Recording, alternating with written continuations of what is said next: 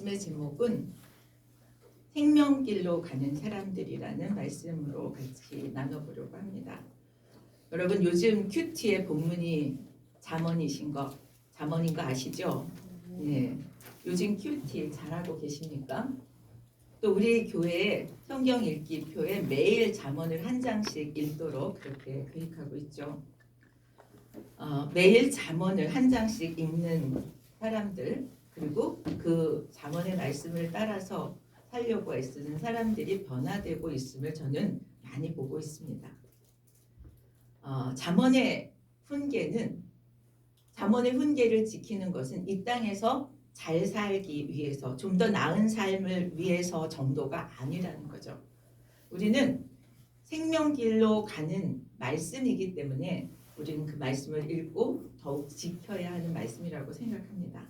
그래서 오늘 본문은 생명길로 가기 위해서 말씀의 책망을 달게 받으라고 얘기하고 또 그 가르침을 힘써 지키라고 얘기합니다. 저는 여러분 성경의 책망을 더 좋아하십니까? 사람의 책망을 더 좋아하십니까? 저는 잠언의 책망이 참 고맙습니다. 왜냐하면 사람에게서 책망을 받으면 너무 부끄럽고 또 자존심도 상하고 얼굴도 빨개지고 합니다. 근데 잠언을 통해서 책망을 받으면 하나님 앞에서 죄송하고 부끄럽지만 그래도 하나님 앞에 그것을 인정하고 고백하고 도움을 청하면 우리 하나님은 우리를 용서도 하시고 또 다시 시작할 수 있는 용기와 지혜와 믿음을 주시기 때문입니다. 잠언에서는 끊임없이 하나님의 지혜와 우리의 언어 생활에 대해서 계속해서 교훈하고 있습니다. 오늘 본문은 11월 2일 큐티의 본문입니다. 언어 생활과 하나님과의 관계를 이렇게 강조하는 이유는 언어 생활이 영적인 상태를 나타내는 지표가 되기 때문입니다.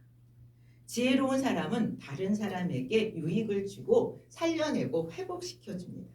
반면에 어리석은 사람은 자신과 가까운 사람들을 괴롭게 하고 그 영혼을 파괴시키는 말을 하게 된다는 거죠. 솔로몬의 잠언집은 생명길로 가는 사람들에게 대해서 자세히 설명하고 있습니다.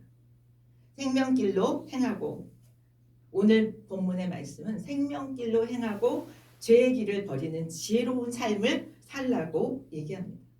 여러분 이 잠언의 말씀이 얼마나 잘 근거 있게 쓰고 있냐면요. 17절에서 그렇게 주장합니다. 생명길로 가라. 죄의 길을 버리고 지혜로운 삶을 살라라고 주장하면서 그 이후에 그것에 대한 설명을 해요.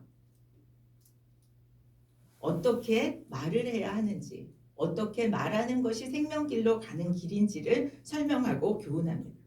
그러면서 예를 들어요. 악인과 의인의 궁극적인 운명이 달라질 것이다 라고 하는 설명과 예를 보여줍니다. 그러면서 구체적으로 우리가 생명길로 가는 사람으로 어떻게 살아야 하는지를 가르쳐주고 있습니다. 논술로 따지면 너무너무 잘 써져 있는 논술로 보여줍니다. 오늘 같이 말씀을 생각하면서 하나님이 우리에게 주시는 그런 도전들을 받아들이면 좋겠다는 생각을 합니다. 우리 17절 같이 한번 다시 읽겠습니다. 훈계를 지키는 자는 생명길로 행하여도 징계를 버리는 자는 그릇하느니라. 쉬운 성경의 번역을 보면 뭐라고 되어 있냐면 책망을 듣는 자는 생명길로 가지만 책망을 무시하는 자는 죽음의 길로 나아간다. 이렇게 설명해 놓고 있습니다. 그 얘기는 다시 말해서 훈계와 징계가 인생의 생사를 결정하는 요인이 될 수 있다는 거죠. 우리는 책망이나 징계를 들어도 되고 안 들어도 되고 약간의 불이익이 있는 것으로 생각하기 쉽지만 오늘 본문은 분명하게 인생의 생사가 달려있는 일이라고 얘기합니다. 훈계와 징계를 듣고 그것을 순종하는 자가 생명길로 가게 될 것이다 라고 하는 말씀입니다. 여러분 이 훈계와 징계는 어떤 효과가 있냐면 먼 길을 떠나는 사람에게 뭐예요? 지금은 내비게이션이 있지만 나침반과 지도와 같은 것이 이 훈계와 징계입니다. 우리 인생의 방향을 제대로 잡고 가려면 이 말씀을 붙들고 가야 된다는 거죠. 우리 인생길, 우리의 생명길에 나침반과 지도가 되는 말씀인 것을 받으시길 축복합니다. 어릴 때는 부모의 훈계와 징계를 통해서 방향을 잡고 가게 되죠. 믿음을 받고 나서는 하나님의 말씀과 그런 훈계를 통해서 우리 인생길을 생명길로 택해서 가게 되는 줄 믿습니다. 그런데 모든 사람들이 예수를 믿든 안 믿든 모든 사람들은 자기가 걷고 있는 일이 다 올바로 가는 길이라고 생각한다는 거죠. 다른 사람의 도움, 다른 하나님의 도움이 없이도 내가 열심히 노력해서 내 인생을 똑바로 걸어가겠다라고 장담하는 사람들도 많이 있습니다. 그런데 성경은 뭐라고 얘기하냐면 잠언 16장 25절에 어떤 길은 사람이 보기에 바르나 필경은 사망의 길입니다. 사람이 우리가 보기에는 그것이 올바른 길로 보이는데 왜 사망의 길로 가게 되는 걸까요? 그거의 원인이 무엇일까요? 나는 옳다고 갔는데 그 결과가 사망이라면 너무 억울하지 않겠습니까? 저는 지도와 나침반을 제대로 갖고 떠나지 않았기 때문이라고 생각합니다. 오늘 우리에게 주시는 지도와 나침반을 가지고 잘 출발할 수 있기를 예수 그리스도의 이름으로 축복합니다. 이 첫 번째 나침반과 지도를 오늘 말씀에서는 언어 생활에 대해서 가르쳐주고 있습니다. 생명길로 가는 사람들은 말을 조심한다는 거죠. 사람은 누구나 말에 실수가 있습니다. 여러분, 나는 말에 절대 실수 없어 이런 분 계세요? 그런 사람은 온전한 사람이라고 얘기하는데 온전한 사람은 이 세상에 아무도 없습니다. 그런데 실수는 할 수 있지만 똑같은 실수를 계속 반복해서는 안 된다는 거죠. 실수를 반복하지 않을 수 있는 방법은 뭘까요? 우리가 말의 실수를 할 수 있는데 같은 식의 말의 실수를 계속한다면 우린 그거 고쳐야 되지 않겠습니까? 저는 책망을 들었을 때 우리의 태도라고 생각해요. 책망을 들었을 때 뼈아프게 그 책망을 받아야 된다는 거죠. 그러면 말도 변하고 행동도 변하게 되어집니다. 우리가 생명길을 가고 있어. 나는 예수를 믿으니까 생명길을 가는 거야 라고 말한다고 우리가 생명길을 가는 거에 증거가 될 수 없다는 거죠. 평소에 오늘 말씀에 근거하면 나의 말과 행동으로 증명되어진다라고 얘기하고 있습니다. 그러면서 언어 생활에 대해서 경계해야 될 것을 3가지 정도로 우리 같이 보았으면 좋겠습니다. 첫 번째는 18절에 미움을 감추는 자라는 말이 나와요. 상대를 미워하는 마음이 있는데 그것을 겉으로 아닌 척하면서 온화하게 아름답게 보이고 호의적으로 그렇게 행동하는 가식적인 자를 얘기합니다. 그러면 이렇게 얘기하면 반론이 뭐가 나오냐? 그러면 내가 그냥 감정을 다 드러내? 그게 맞아? 여러분 그거 맞습니까? 아니죠. 우리는 하나님을 따라가는 사람입니다. 우리의 감정이 미움이고 부정적인 거라면 우리의 마음을 하나님 앞에 맞추는 거에서부터 가식을 벗을 수 있다는 거죠. 두 번째 우리가 조심해야 할 것은 중상하는 자라는 거예요. 중상하는 자는 무엇입니까? 이 가식하는 그 미움을 감추는 거하고 다른 거예요. 이거는 반대로 근거 없이 상대방을 비방하고 해코지하고 참소하는 것입니다. 그런 사람은 뭐라고 얘기해요? 미련한 자라고 얘기해요. 중상한다는 말은 중상한다는 것은 뭐냐 하면 여기서 뭐라고 얘기하냐면 근거 없이 상대를 비방하는 거예요.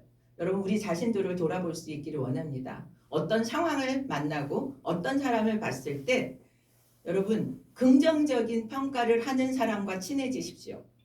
긍정적인 것을 먼저 볼 수 있는 사람을 우리는 그런 사람을 좋아하고 그런 사람이 되도록 노력해야 합니다. 칭찬과 좋은 점을 먼저 보는 사람. 근데 중상하는 사람은 흉과 잘못을 먼저 보는 거라는 거죠. 여러분 이것이 생명길로 가는 사람이 하지 않는 일이라는 거예요. 세 번째는 우리 19절에 말이 많으면 허물을 면하기 어렵다 이렇게 얘기해요. 말이 많으면 여기서 말이 많다라고 하는 것은 그냥 일상 이야기가 아니에요. 이 말은 분별 없이 진실하지 않게 천박한 말들을 쉴 새 없이 떠들어대는 것이 말이 많다라고 얘기합니다. 그렇게 말을 많이 하고 나면 결국은 우리 자신의 부끄러운 것들이 다 드러나게 된다는 거죠. 그래서 스스로 자신을 함정에 빠뜨리는 결과를 가져오게 되는 것입니다. 그런데 반면에 그 밑에 보면 그 입술을 제어하는 자라고 얘기해요. 불필요한 말들을 철저히 구별하고 입을 제어할 수 있다면 불필요한 오해나 비방을 받을 일이 없어진다는 얘기를 하고 있습니다. 다른 사람의 오해나 실수가 적어지면 다른 사람에게 인정과 신뢰를 받게 된다는 거죠. 입을 제어한다는 것, 절제해서 말한다는 것은 자신의 허물이나 자신의 부족함을 드러내지 않는 그러한 삶의 지혜라고 성경은 이야기합니다. 사도 야고보가 그렇게 얘기하잖아요. 너희가 알거냐 사람마다 듣기는 속히 하고 말하기는 더디하라. 우리나라 속담에 비슷한 것이 있습니다. 가만히 있으면 중간이나 가지 이런 말 하죠. 네. 참 이 중간을 못 지키고 넘치게 말을 할 때가 참 문제가 많습니다. 피카르트라는 사람이 있는데 그 사람은 1600년도의 사람이에요. 뭐라고 얘기하냐면 침묵하면 한 가지 죄를 지을 수 있는 것을 말을 많이 함으로써 100가지 죄를 짓게 된다라고 하는 말을 남겼습니다. 저는 이 말을 참 뼈저리게 많이 생각했던 적이 있습니다. 말을 하루 종일 또는 며칠 동안 말을 안 하고 있다가 한국말을 할 수 있는 기회가 생겼을 때 막 정신없이 쏟아냈던 기억들이 있습니다. 말을 막 쏟아내고 나서 막 스트레스는 확 풀린 것 같은데 집에 와서 너무 괴로운 거예요. 하지 않아도 될 말을 너무 많이 했구나. 우리 그런 실수 누구나 할 수 있습니다. 그런데 오늘 성경은 그런 말이 많은 자가 되지 않도록 노력하라고 얘기합니다. 생명길로 가는 자라면 미움을 감추고 위선적이 되거나 남을 중상해서 남을 헐뜯는 말을 하거나 또는 말이 너무 많아서 실수하고 괴로워하거나 하지 않도록 하라는 말씀을 하고 있습니다. 여러분 이런 말을 우리가 절제하고 나아갈 때 우리는 생명길을 가는 사람임이 확실하다는 거죠. 그렇게 될 수 있기를 축복합니다. 우리 20절 21절을 우리 같이 한번 읽을게요. 의인의 혀는 수능과 같거니와 악인의 마음은 가치가 적으니나 의인의 입술은 여러 사람을 교육하나 미련한 자는 지식이 없어 죽느니라. 여러분 옛날에 은이 금보다 더 귀했던 거 아세요? 여기서 은이니까 순도가 몇 프로예요? 100%. 순도 100%예요. 이 얘기는 의인의 혀, 의인과 악인을 계속 비유하는데 의인의 혀는 순결하다는 거예요. 도덕적으로 종교적으로 순결해서 많은 사람에게 유익하게 하는 거라는 거죠. 대신 악인은 가치가 그 마음이 매우 가볍다, 적다라고 얘기합니다. 여러분 의인의 입술을 통해서 나오는 말은 교육이라고 얘기하지 않아도 교육적인 가치가 있는 말을 한다는 거예요. 악인은 뭐예요? 지혜가 없어서 자기가 정말 사망으로 이르는 영적 무지에 빠져 있게 된다는 거죠. 왜 악인과 의인을 계속해서 이렇게 강력하게 비교하고 있는가? 차이가 극명하다는 것입니다. 우리가 시작할 때는 별 차이가 없는 것처럼 보이지만 그 결과는 극명하게 달라진다는 것을 오늘 말씀을 통해서 도전받기로 원합니다. 이 예가 있습니다. 여러분 토마스 에디슨 알죠? 뭘 발명했던 사람이에요.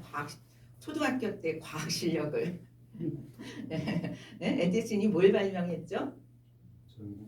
네, 전구, 축음기, 전화기, 영사기 이런 거를 발명했던 사람입니다.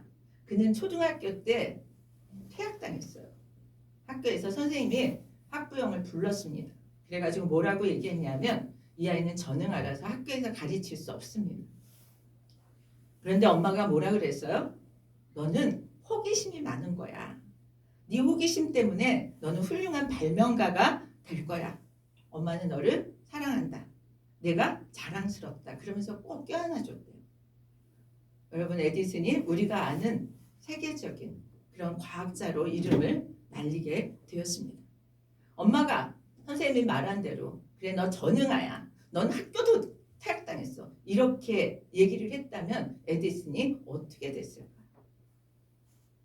여러분, 너무 생각만 해도 끔찍하지 않습니까?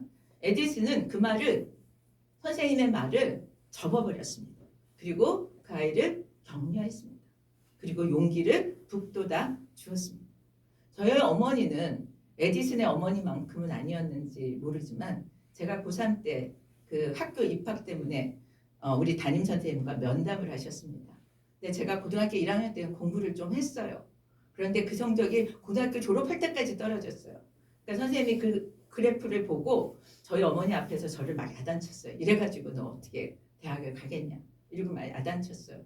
근데 저희 어머니가 저를 같이 야단치지 않고 얘는 지금 수업 시간이니까 수업 보냅시다. 이렇게 담임 선생님한테 말씀을 하셨어요. 그래서 저는 상담을 받다가 그냥 교실로 올라왔어요. 근데 그 후에 대학을 붙은 다음에 저희 어머니 얘기입니다. 우리 담임 선생님한테 지금은 꾸짖을 때가 아닙니다. 시험이 얼마 안 남아서 꾸짖으면 얘가 시험을 더 못 볼 거라고. 꾸짖지 말고 격려를 부탁드립니다. 그렇게 말씀하고 오셨대요.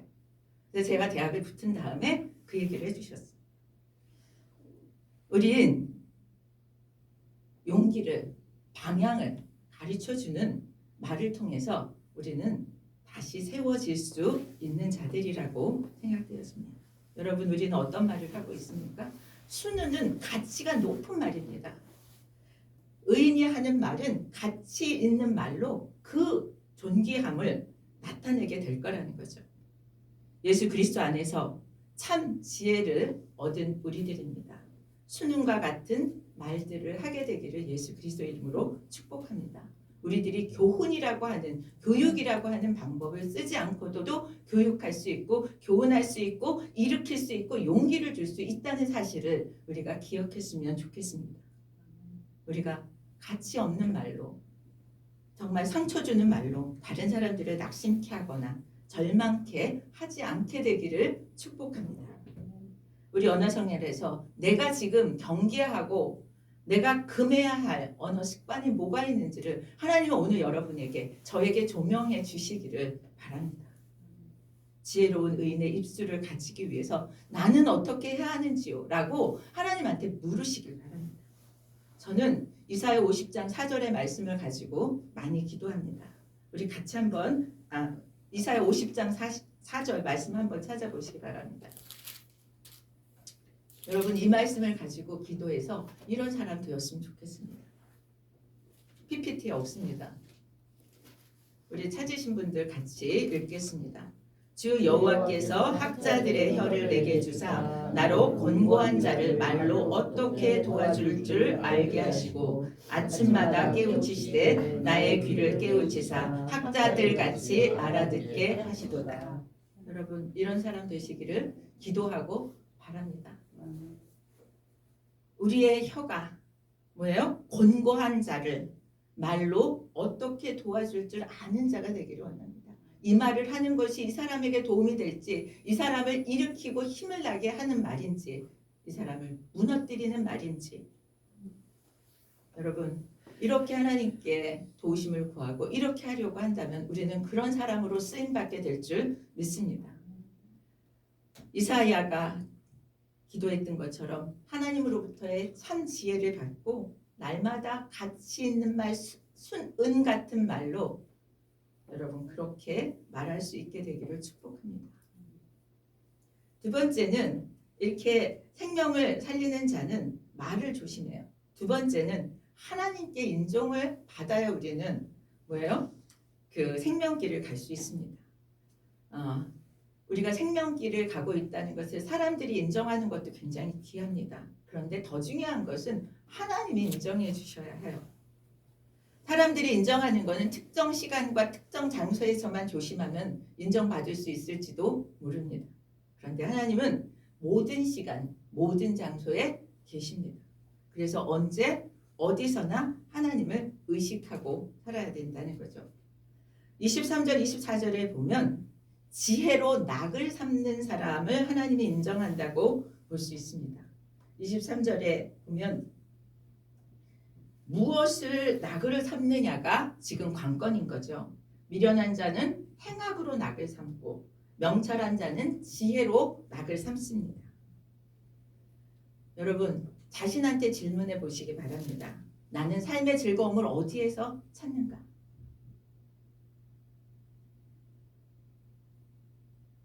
이 23, 24절의 말씀을 통해서 우리는 답을 얻을 수 있습니다.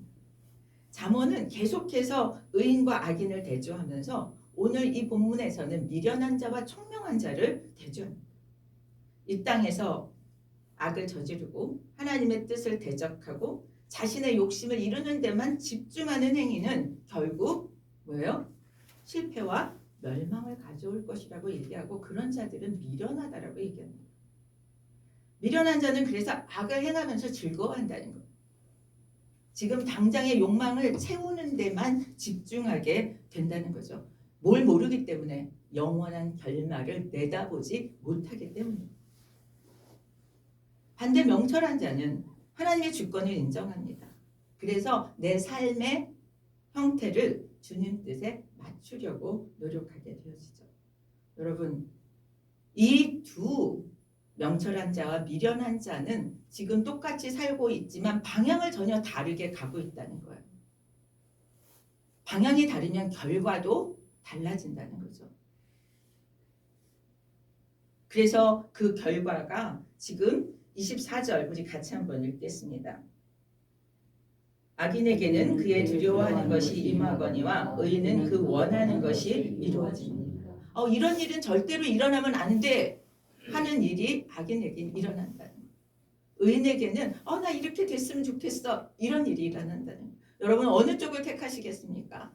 내가 소망하는 것이 이루어지는 그 길을 가야 되지 않겠습니까? 저는 오늘 말씀을 통해서 결론입니다. 지혜를 따라 행하는 것이 인생의 모든 소망을 이루는 길이다.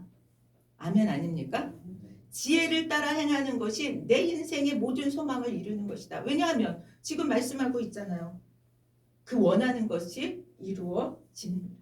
그 원하는 것이 이루어지는 그 일이 우리에게 모두 일어나기를 축복합니다. 우리 자신은 나는 무엇을 낙으로 삼는지, 왜 그것을 내가 삼는 것, 내가 무엇을 낙으로 삼는지가 왜 중요합니까? 미래가 그것에 따라 달라지기 때문이에요.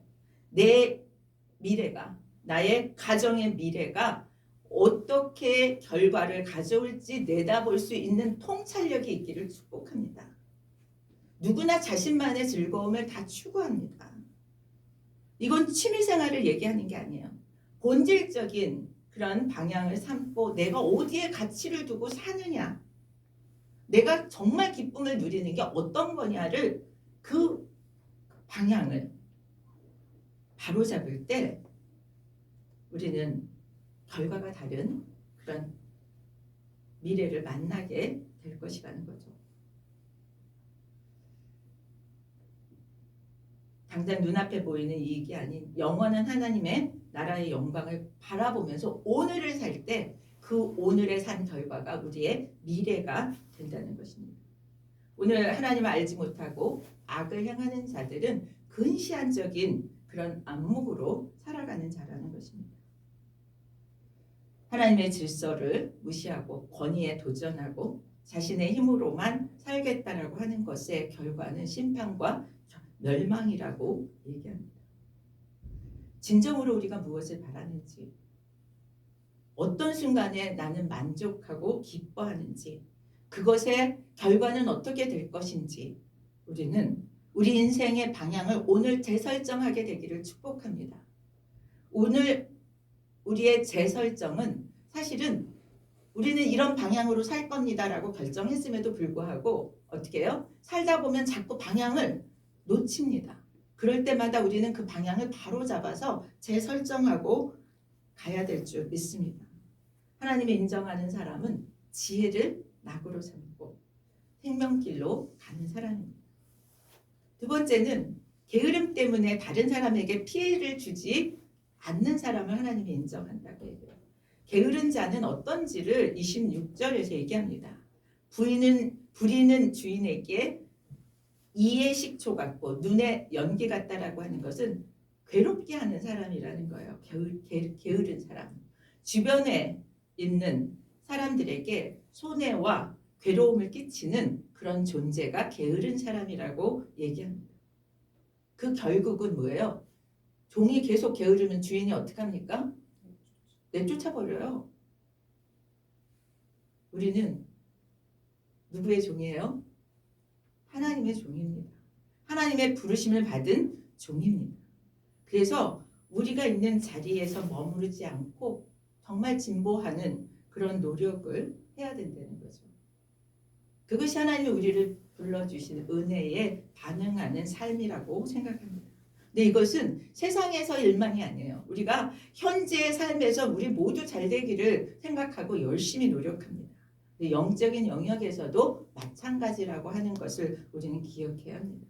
세상에서도 하나님에 대해서도 부지런히 행하여서 하나님의 영광을 드러낼 수 있게 되기를 축복합니다. 세 번째는 31절 2절의 내용은 적절한 말로 다른 사람에게 유익을 주는 사람을 하나님은 인정한다는 거예요.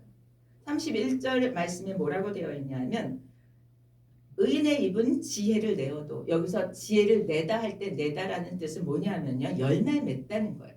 의인의 입에서 나오는 말은 열매를 맺는다는 거예요. 여러분, 복음서에서도 열매 맺지 못하는 나무는 어떻게 해요?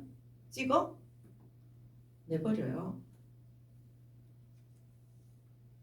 의인의 입에서 나오는 말은 또 기쁘게 할 것이라고 얘기합니다. 여기서 기쁘게 한다는 것은 뭐냐면 연락된다예요. 연락된다는 건 하나님 받으신다는 뜻입니다.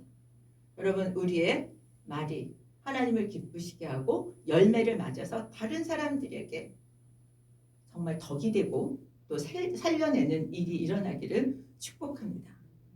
여러분, 우리는 하루도 말을 안 하고 사는 날은 없습니다. 그렇죠? 말을 매일매일 하고 살아요. 저는 이것이 말로 씨앗을 뿌리는 일이라고 생각합니다. 우리가 씨앗을 뿌리면 반드시 뭐를 거둬요? 열매를 거두게 되죠. 말은 그냥 말한 것으로 그치지 않아요. 열매를 맺습니다. 지혜의 풍성한 열매를 맺을 것인지 정말 거짓의 열매, 태역의 열매를 맺을 것인지는 누구한테 달려 있어요? 우리에게 달려 있습니다. 우리의 언어 생활에 달려 있습니다. 여러분, 우리가 하는 말을 누가 듣죠? 우리가 하는 말을 누가 듣습니까?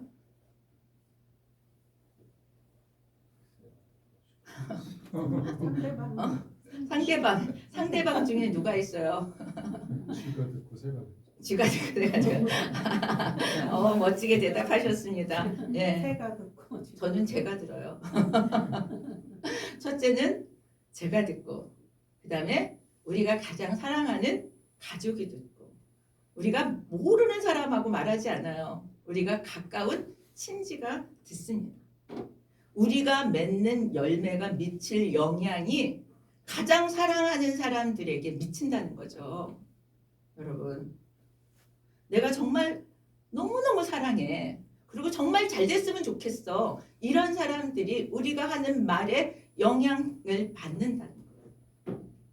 저는 자신이 부모가 나한테 이런 말을 했기 때문에, 어릴 때 친구들이 나를 어떻게 놀렸기 때문에, 형제들이 나를 어떻게 놀렸기 때문에 위축되고 자신감이 없고 열등감에 빠져서 고개를 들지 못한다고 하는 사람들을 많이 보았습니다.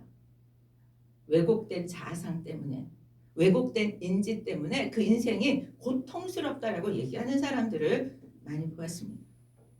그렇다면 여러분 우리 자신이 상처받은 언어들 때문에 고통당하는 것이 있다면 오늘 해결받을 수 있게 되기를 축복합니다. 내 자신이 그 말이 잘못된 메시지였다. 나는 그거에 영향을 받지 않겠다라고 정리해낼 수 있었으면 좋겠습니다. 첫 번째는 내가 받은 상처에 대해서, 두 번째는 내가 다른 사람에게 미칠 영향력이 어떤 것인가를 생각하면서 우리의 언어 생활을 고쳐질 수 있게 했으면 좋겠다는 생각을 하게 됩니다. 언어가 정제되고 다듬어져서 하나님을 기쁘시게 하고 내가 만나는 내가 사랑하는 사람들이 기뻐하게 하고 그래서 그 영혼들이 탈져지고 용기가 생기고 희망이 생기는 그런 생명길을 갈 수 있게 되기를 축복합니다.